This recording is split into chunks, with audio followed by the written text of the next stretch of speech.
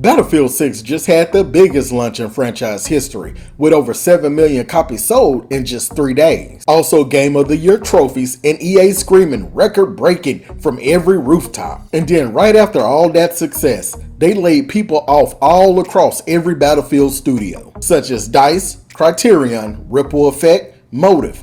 Nobody walked away clean. See, that's not a bug. That's the new AA shooter business model. So today I'm breaking down why Battlefield 6 is actually in real trouble, and what these layoffs actually mean for you as a player, and how this record-breaking launch might be the start of another slow-motion disaster. So in this video, you're gonna see no PR spin, no brand safe fluff, just the reality of where this franchise is really heading. Now let's be fair for a second. Battlefield 6 did a lot of things right out the gate. You had big maps, chaos, vehicles, squad play. See, it finally felt like Battlefield again. And there were a ton of positive reviews, player counts were huge, and if you only look at the launch numbers, everything screams healthy live service shooter. And that's exactly why this move from EA is such a giant red flag. See, you don't gut your whole studio after a big win, unless long-term plan was never about you, the player, in the first place. Now let's talk about what this actually means inside the game.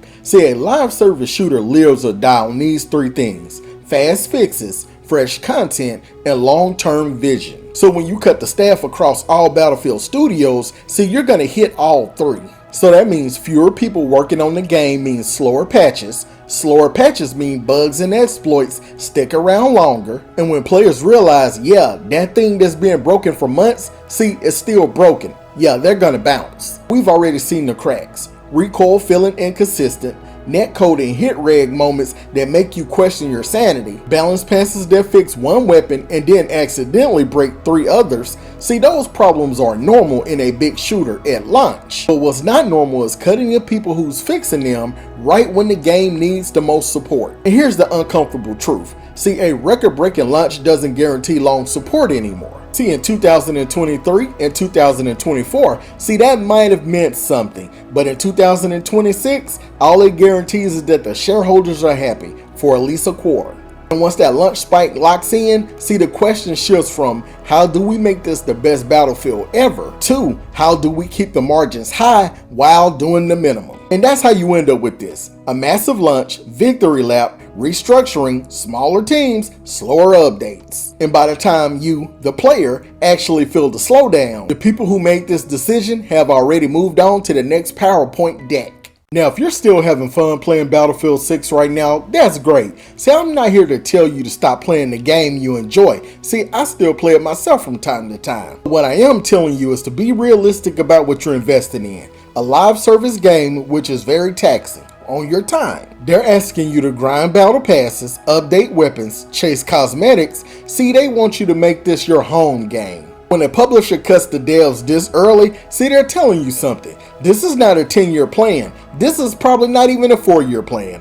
This is a high return project we can wind down if the curve flattens. So that means content drops hit harder, seasonal events feel cheaper, more recycled, and ambitious features get quietly shelved because there's no bandwidth.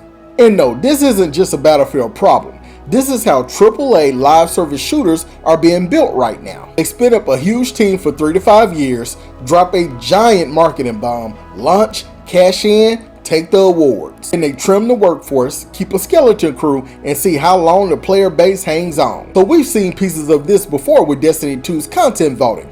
Also, do you guys remember X-Defiant? It had a hot launch at start, then never got the support it needed, then about 6 months later, it was shut down. And there are tons of PvP games that feel like they're in maintenance mode 6 months after they release, and Battlefield 6 is just the latest, the most obvious example because the contrast is insane. Record-breaking success, followed by layoffs across every studio flying the Battlefield banner. So what do you actually do with this information? See, I'm not gonna say boycott everything. See, that's not realistic. But you can change how you treat games like this. Don't pre-order based on trailers and buzzwords. Also, don't treat any live service shooter as a guaranteed 10-year home. And definitely don't seek money into battle passes and cosmetics, assuming the game will be supported at that level forever.